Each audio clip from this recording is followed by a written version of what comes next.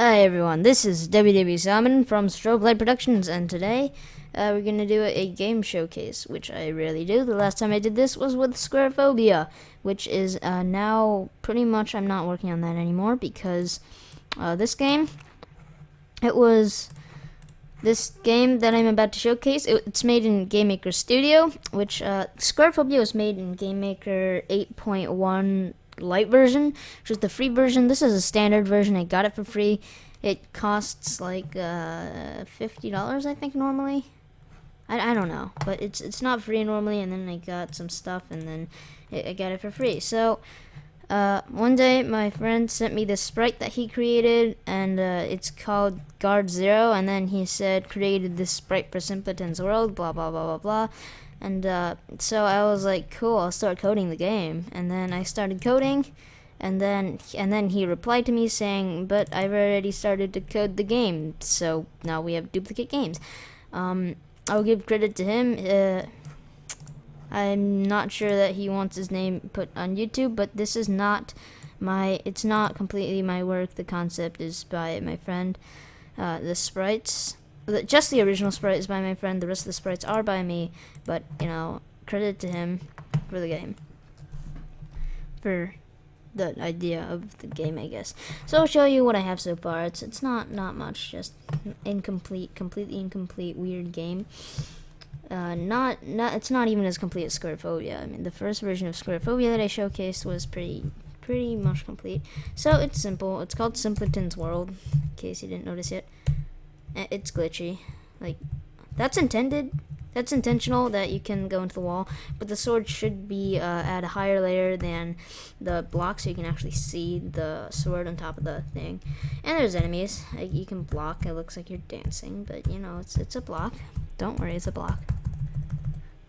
And you can swing your sword. Then I can swing my sword toy. Damage toy. As you can see, when I walk and swing my sword at the same time, the sprites is a little glitchy.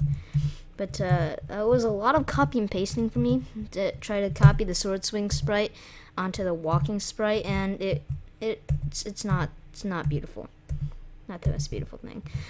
So you can swing at enemies, they die, they crumple to the ground, they disappear after a few seconds or something. I don't know, I forgot the code. And the walking is like pixely and laggy, which may be because of the screen recording stuff. I mean, this is a pretty slow computer. It's pretty old. It's a pretty good computer, but it's old and it's slow. Again, it's not the best. Like, the numbers aren't perfect, so it's pretty easy to fall off even though you press jump on a block. But you know, it's work in progress. Oh. And the fact that it's lagging probably doesn't help either. Alright, so yeah, the portal sprite, it's pretty horrible. And also the background is pretty horrible. The thing, the ground, the walls, the bricks are pretty horrible. But yeah.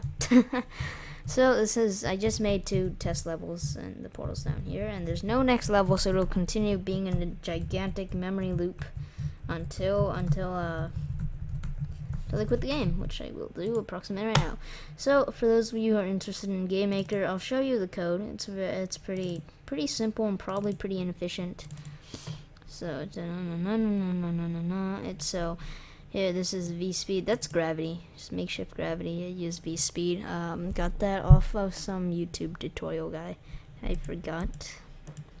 Don't know. This is just more gravity, and then more gravity. This is left. Go left, and you go 3 pixels to the left. If the space 3 pixels to the left is free, go 3 pixels to the left. You turn into walk. You scale. For D, it's just the same but right. W, if there's a wall under you, the V speed is 8.5. Blah blah blah blah. This actually sometimes glitches, and you end up in a wall because the sprite isn't centered. And when you just flip the X scale, you have half of your sprite stuck in a wall. And that's not fun at all.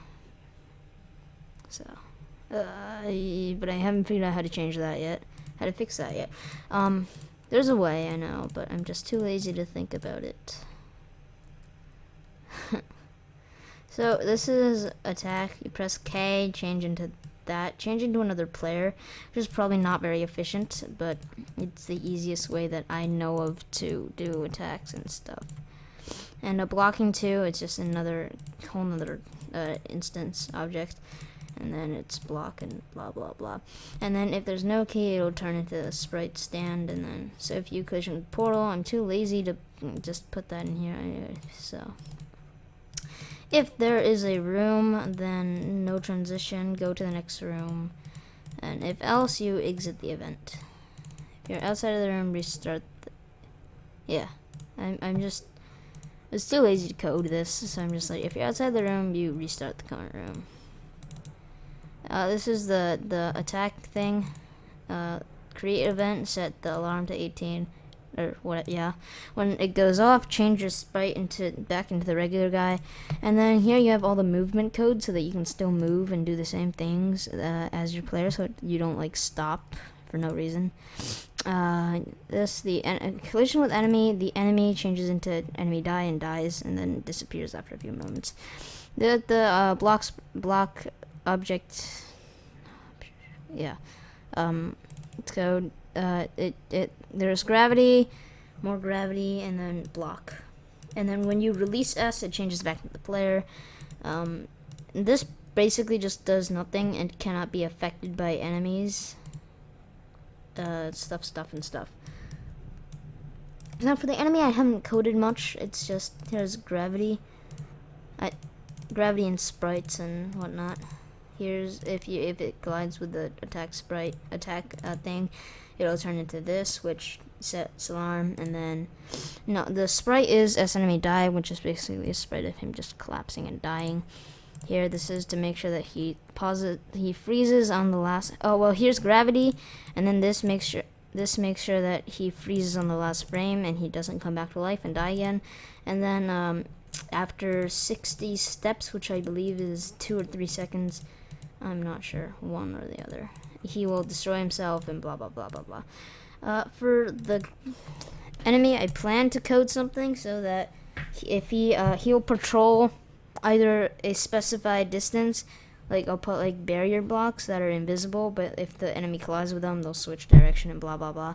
Or maybe I'll make him like autonomous and like go and just stop and turn around if there's a ledge of a certain height, and might do that.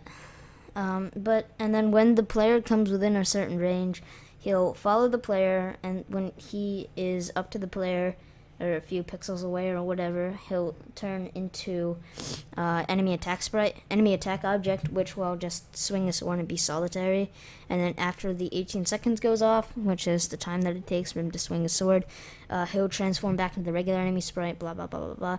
And then he'll repeat the process. If the player is still in range, he'll go to the player until he's in striking range, and then strike. If the player's blocking, then obviously he'll be confused, and then he won't follow the player. He'll just like then there will be no OBJ player in range. Sometimes, like when you test if there is an OBJ player in the view, it'll give you an error if you turn block or hit or whatever, and then it'll say like, what the heck is in that is a OBJ player hit or whatever. So that's kind of annoying. So I plan to just do that, but right now it's simple, nothing much. So that's all that I have right now, but in the future, awesome things to come, yeah? So this will probably be put up on the Shirley Productions website when it's done, and there will also be a YouTube video for it now that I have legit screen recording software. So stuff. See you guys next time. WDB Salmon. That was a horrible, lame exit. Okay, comment, like, and subscribe to Strobe Light Productions. You know what I mean. Whatever. I don't care. Again, there will be a video out when this project is finished and ready for download and play and has actually legit levels. But until then, comment, like, and subscribe.